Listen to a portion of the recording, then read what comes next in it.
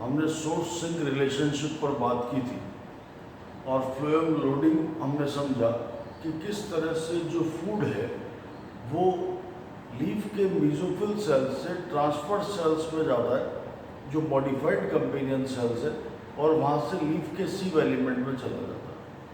हमने कहा था ये सारा काम मेंटेन करती है कंपेनियन सेल्स जो ट्रांसफर सेल्स की फॉर्म में वहाँ काम कर रही है। इस प्रोसेस को हम फिर से समझे अदर वर्ड्स में कि मान लीजिए ये एक मेसोफिल सेल है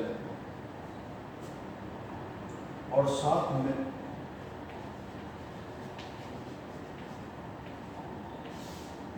एक सीव सेल है जो यहाँ पर अटैच है। इन दोनों सेल्स के अपने प्लाज्मा मेम्ब्रेन्स हैं और जो शुगर है उस शुगर का फॉर्मेशन हो गया और वो सुक्रोज की फॉर्म में मॉडिफाइड है और मेसोफिल सेल में पड़ा हुआ है। अब ये सेल यहाँ से इस सुक्रोज का ट्रांसपोर्ट करके यहाँ भेजेगा, पर ये सुक्रोज अकेले मूव नहीं कर पाएगा। इसके लिए साथ में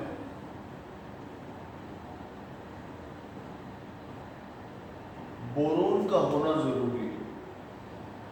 शुगर ट्रांसपोर्ट के लिए बोरोन एक एसेंशियल एलिमेंट है, ऐसा हम अगले चैप्टर मिनरल एलिमेंट में भी पढ़ेंगे। इसके बाद ये अकेला मूव नहीं कर रहा, यहाँ साथ में H आयंस भी मूव करते हैं।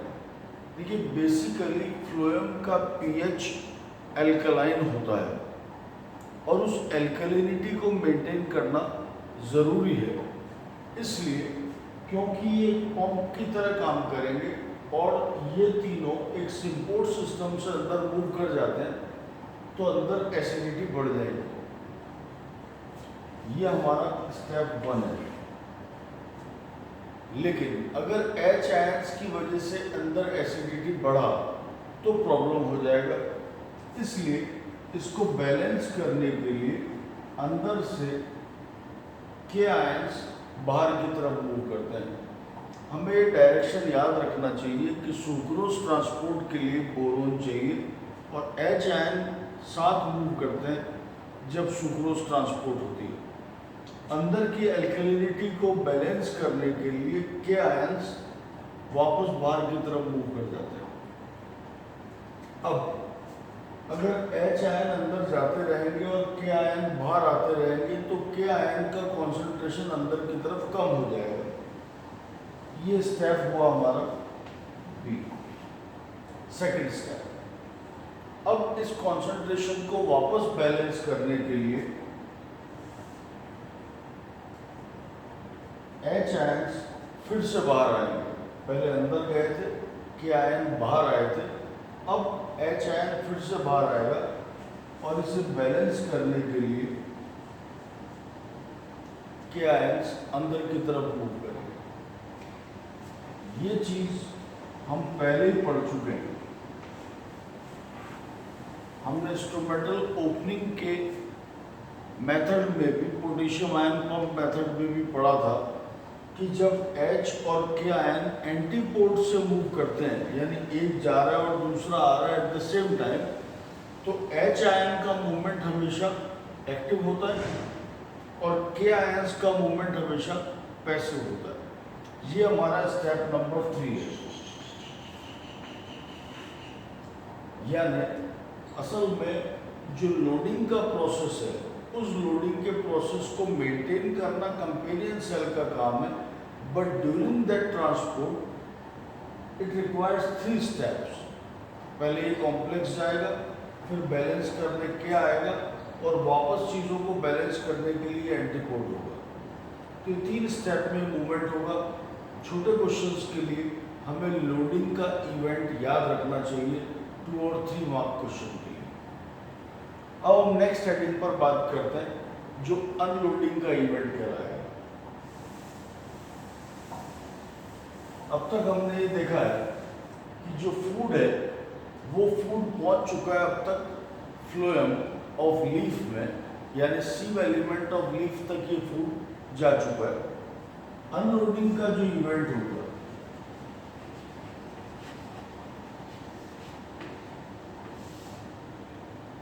अनलोडिंग के इवेंट का ये मतलब है कि अब तक जो फूड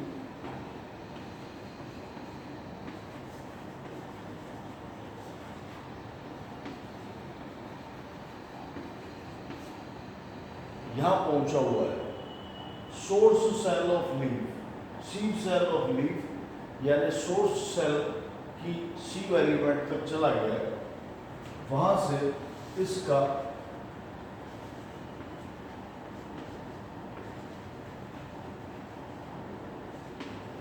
सीव के सीव तक जाना, फॉर एग्जाम्पल रूट, यानी अब खाना लीफ के फ्लोएम से डिस्ट्रीब्यूट होगा डिफरेंट ऑर्गन्स के फ्लोएम तक। इसे हमने एग्जाम्पल रूट के लिए लिया और यहां से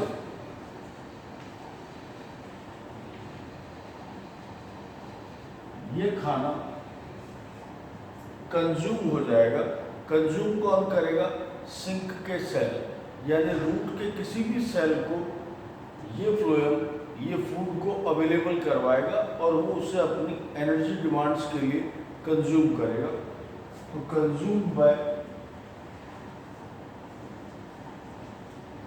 सिंक सेल्स। इसे लेकर कई तरह के थ्योरीज दिए गए कि ये अनलोडिंग का इवेंट कैसे होगा, लेकिन जो मेन थ्योरी है जो इसे प्रॉपरली एक्सप्लेन करती है, हम डायरेक्ट उस पर बात करते हैं, वो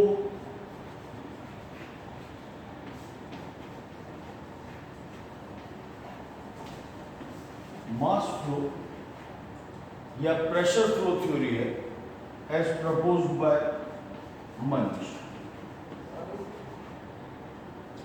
एज प्रपोज्ड बाय मंच, मास फ्लो थ्योरी और प्रेशर फ्लो थ्योरी, इन्होंने एक सिंपल एक्सपेरिमेंट से इस चीज को समझाया कि ये पूरा प्रोसेस कैसे होगा।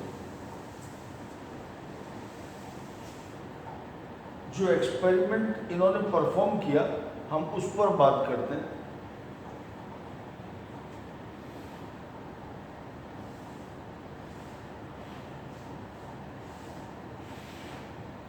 दो इंटरकनेक्टेड बीकर्स लिए गए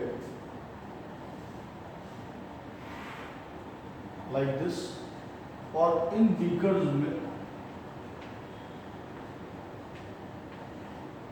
पानी भर दिया गया।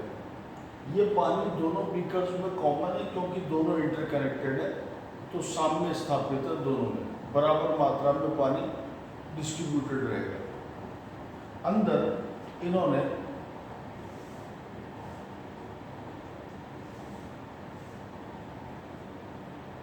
जैसा हमने पहले भी बात की है,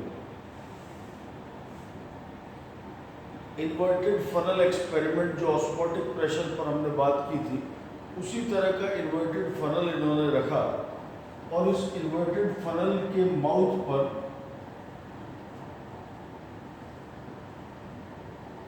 एक सेमी परमिएबल मेम्ब्रेन बांध दी गई।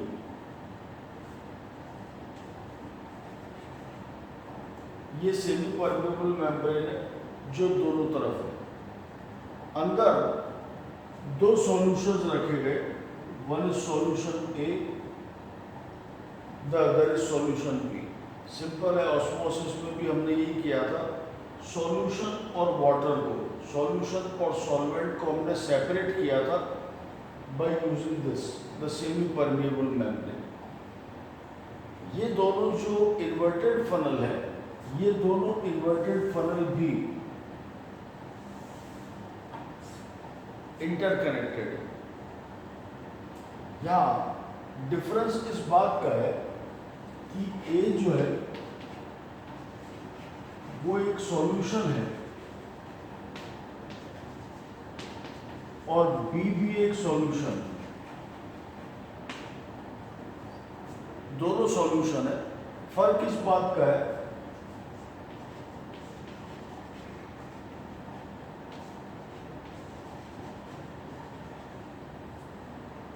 कि ये दोनों सॉल्यूशंस की कॉन्सेंट्रेशन में फर्क है। सॉल्यूशन ए हाई कॉन्सेंट्रेटेड सॉल्यूशन है और solution be with a low concentration of solution है। अंडरस्टूड है। ऑस्मोटिक थ्योरी के अकॉर्डिंग अब दोनों तरफ एंड ऑस्मोसिस होगा, यानी वाटर अपनी हायर कंसंट्रेशन से सॉल्यूशन के अंदर यानी टुवर्ड्स लोअर कंसंट्रेशन मूव करेगा। Same is happening here.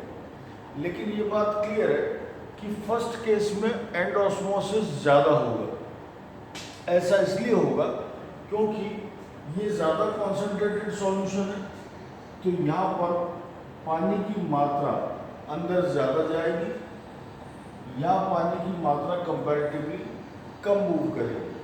तो अंडरस्टूड है, यहाँ पर सॉल्यूशन ए का लेवल तेज़ी से बढ़ेगा जबकि यहाँ धीमे धीमे बढ़ेगा ऑस्मोटिक एक्सपेरिमेंट के अकॉर्डिंग। इसलिए क्योंकि यहाँ पर सॉल्यूशन की कॉन्सेंट्रेशन ज़्यादा थी और पानी ज़्यादा अंदर आया, तो ये तेज़ी से राइज करेगा और सॉल्यूशन बी को पुश करेगा। जब ऐसा होगा, ए से बी की तरफ मूव किया। क्यों मूव किया? क्योंकि इस साइड पर टर्गर प्रेशर ज्यादा हो गया। ज्यादा पानी आने से यहाँ टीपी ज्यादा हो गया, यहाँ पानी क्योंकि कम आया तो एक लो टीपी एरिया यहाँ पर डेवलप किया। And what is happening here, एक high TP to low TP unidirectional flow यहाँ पर मेंटेन हो गया। ऐसा ही प्लांट में होता है। जब हम बात करेंगे, अगर मैं पानी की जगह जाइलम मान लूँ, ए की जगह लीफ का सीव मान लूँ और बी की जगह रूट का सीव एलिमेंट मान लें, तो अंडरस्टूड है खाने की सप्लाई लीफ के सीव एलिमेंट के पास है, उसके पास खाना ज़्यादा है, सुक्रोज ज़्यादा है, तो वो पानी ज़्यादा एब्जॉर्ब करके लीफ के सीव एलिमेंट में टीपी हाई हो जाएगा। जो खाना खा रहा है, जो कंजम्पशन सेंटर या सिंक सेल है, वहाँ पर सुक्रोज की कॉन्सेंट्रेशन कम होगी, यानी सॉल्यूशन लो कॉन्सेंट्रेशन का होगा, इसलिए वहाँ पर टीपी लो होगा। तो सोर्स से सिंक की तरफ हाई टीपी से लो टीपी की तरफ फूड का फ्लो चलता रहेगा। हालांकि मंच थ्योरी के अकॉर्डिंग ये यूनिडायरेक्शनल दिखाया गया है।